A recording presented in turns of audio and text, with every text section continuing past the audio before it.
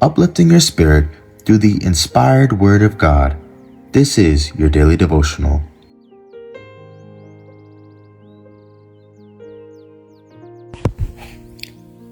To be like Jesus, in sincere pursuit of truth, we commune with God. The eyes of your understanding being enlightened, that ye may know what is the hope of his calling, and that the riches of the glory of his inheritance in the saints. Ephesians 1:18. In a knowledge of God, all true knowledge and real development have their source. Wherever we turn in the physical, the mental, or the spiritual realm, in whatever we behold apart from the blight of sin, this knowledge is revealed. Whatever line of investigation we pursue with a sincere purpose to arrive at truth, we are brought in touch with the unseen, mighty intelligence that is working in and through all. The mind of humanity is brought into communion with the mind of God. The finite with the infinite. The effect of such communion on body and mind and soul is beyond estimate. In this communion is found the highest education. It is God's own method of development. Acquainting now thyself with him, Job 22:21, is his message to humankind. The method outlined in these words were the method followed in the education of the father of our race.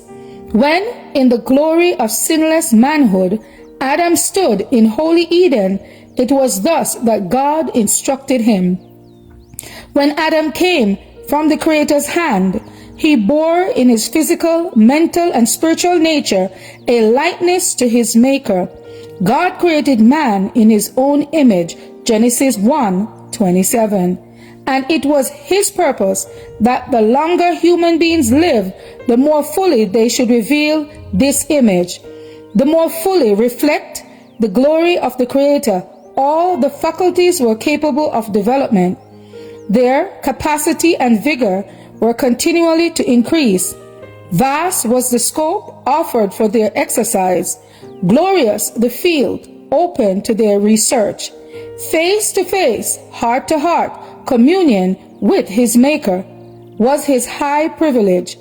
Had he remained loyal to God, all this would have been his forever.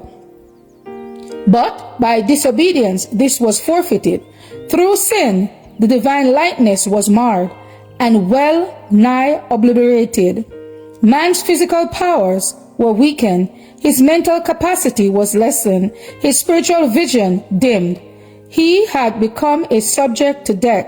Yet, the race was not left without hope. By infinite love and mercy, the plan of salvation had been devised, and a life of probation was granted to restore in the human family the image of their Maker, to bring them back to the perfection in which they were created, to promote the development of body, mind, and soul, that the divine purpose in their creation might be realized.